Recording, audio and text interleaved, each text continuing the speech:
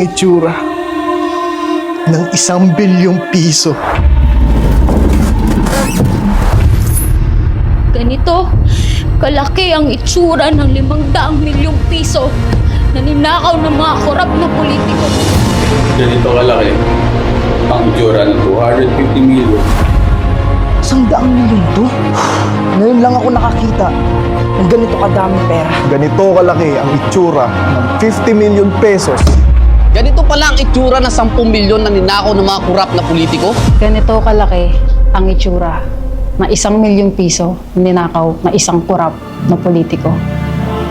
Balita ko, pati mga classroom ginawa niyo ng negosyo.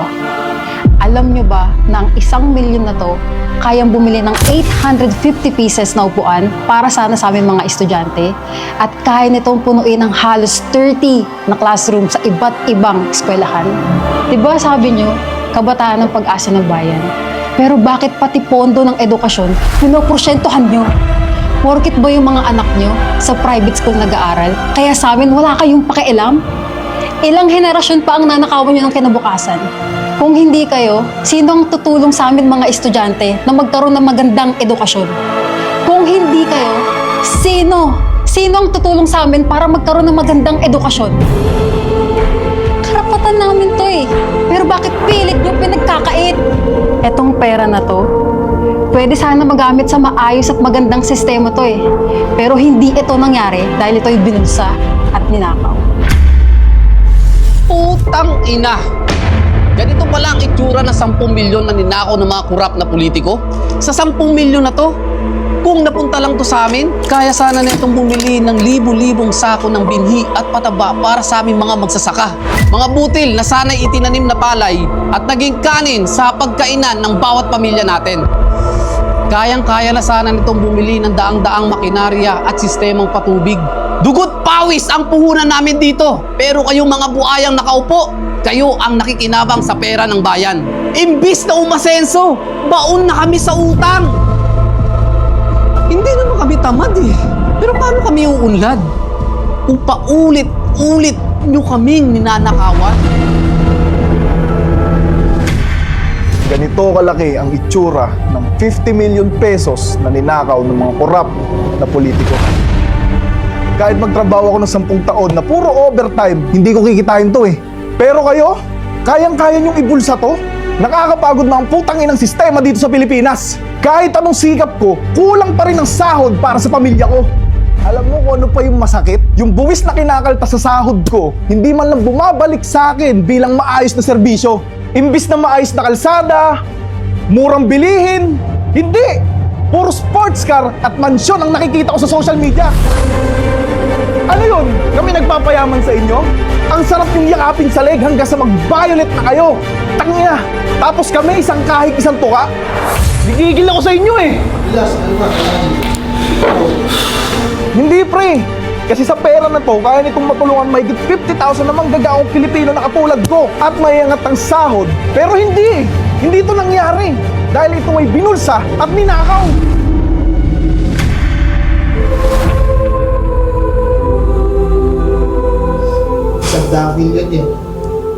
Isang daang milyon to? Ganito pala kadami ang mga ninakaw ng mga kurap na politiko. Ngayon lang ako nakakita ng ganito kadaming pera. Grabe. 2 milyon sana ang nagugutom na Pilipino ang kayang pakainin neto. Eto ba yung pinag-awayan nyo sa Senado? Mga putang ina nyo!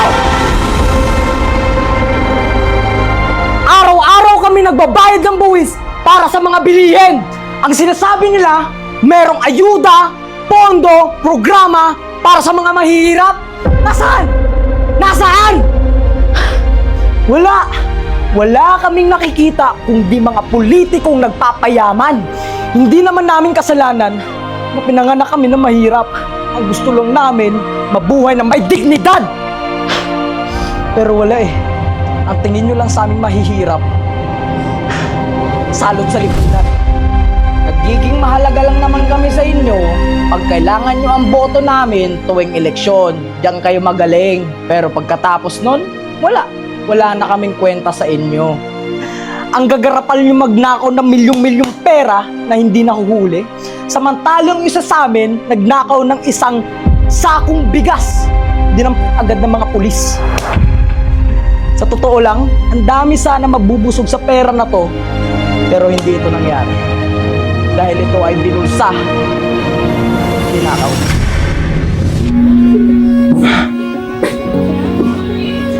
Ganito kalaki ang itsura ng 250 million na ninakaw ng mga korap na politiko. Araw-araw akong bumabiyahe sa kalsada, nainitan, nauulanan, para lang makapag-deliver at may mauwi sa pamilya ko. Hindi nyo ba kayang gumawa ng tapat na proyekto na hindi nyo pinoprosyentuhan? Sira ang daan, puro lubak, halos buhay na namin yung kapalit sa bawat biyahe namin eh. Tapos yung kita namin, halos ubos na. Dahil sa putang inang mahal na gasolina na yan at sa mga boundaries namin. Di ba may pondo naman para sa kalsada, murang serbisyo at suporta sa aming mga rider. Pero saan napupunta? Putang na. Ayun! Nasa bulsa ng mga buhaya. Tapos pag na-aksidente kami, wala kaming makuhang kulong. Kapag nawalan kami ng trabaho, wala kaming masasandalan.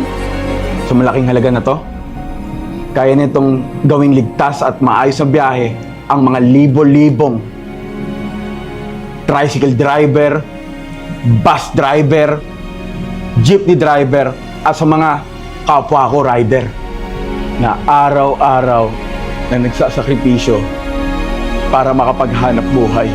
Pero hindi ito yung nangyari dahil ito ay binulsa at ninakaw.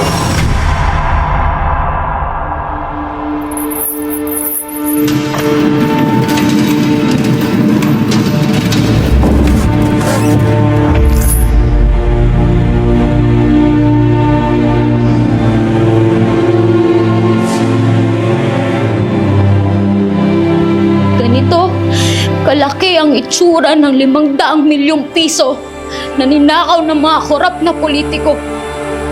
Kung napunta sana to sa amin, kaya sana nitong magdagdag ng halos 5,000 hospital beds para sa mga pampublikong hospital. Kaya sana nitong mag-provide ng daang-daang teknolohiya, pasilidad at espesyalista. Dahil alam nyo na hindi namin kayang magpagamot sa ibang bansa. Habang kayo, general check-up sa Singapore pa? Sa US pa? Hindi ka piniling magkasakit. Pero bakit sobrang parusa ang magkasakit sa bansang to? Yung sakit ko, pwede sanang malunasan. Meron lang sanang gamot at maayos na paggamutan. Pero pagdating ko ng ER, ang sinabi sa akin, wala daw gamit, wala daw gamot, wala daw bakanting kama, walang doktor, lahat na lang wala. Patayin niyo na lang ako! Ang masakit, alam kong may pondo para dito. Pero ninakaw na. Kaya imbis na gumaling ako, araw-araw na lang akong natatakot. Kinakabahan kung aabutin pa ba ako ng bukas. Dito sa Pilipinas, ang mahirap na pasyente, hindi na pinapapili kung lalaban pa o hindi na. Kasi madalas, wala na talaga kaming laban.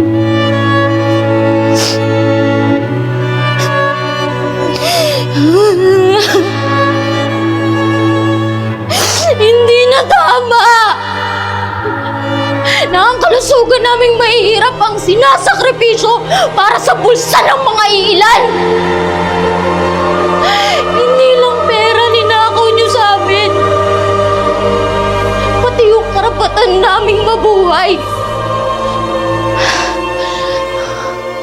Marami sanang matutulungan at mabibigyan ng pag-asa tong pera na to.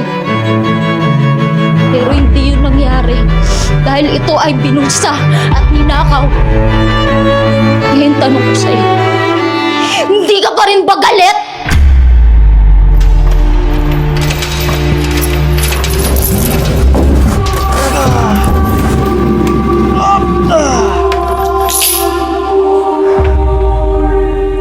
Ganito ang itsura ng 1 bilyong piso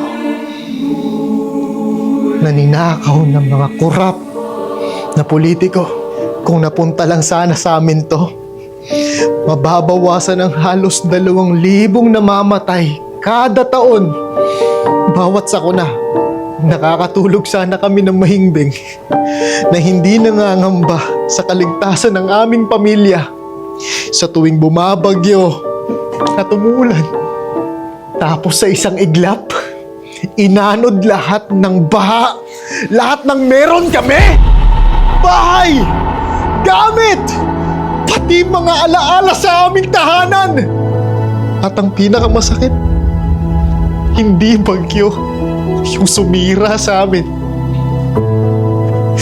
kundi yung korupsyon.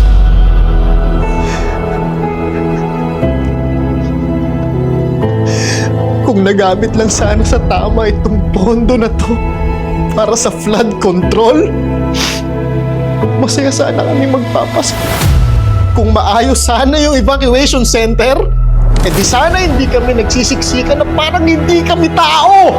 Kung napatayo yung mga tulay na sinasabi nilang ghost project, di sana hindi kami na-isolate o nagugutom habang kaming lahat basang-basa at giniginaw sa labas. Kayo namang mga korap, komportable kayong natutulog sa mga mansyon nyo galing sa taong bayan. Oo, bagyo nagdala ng baha sa lugar namin. Pero ang tunay na sumira sa buhay namin ay ang kasakiman! Na hanggang ngayon, umiiral sa ating bansa. Pero hindi pa huli ang lahat. Sana may natitira pang kahit konti na kaluluwa sa mga taong nakaupo sa gobyerno. Patuloy pa rin kaming umaasa ng sambayan ng Pilipino na sa hinaharap magkakaroon tayo ng pagbabago. Para sa mga taong hindi pa bukas ang mga mata, narinig nyo na ang boses at hinanakit ng taong bayan. Ngayon tatanungin namin kayo, hindi pa rin ba kayo galit?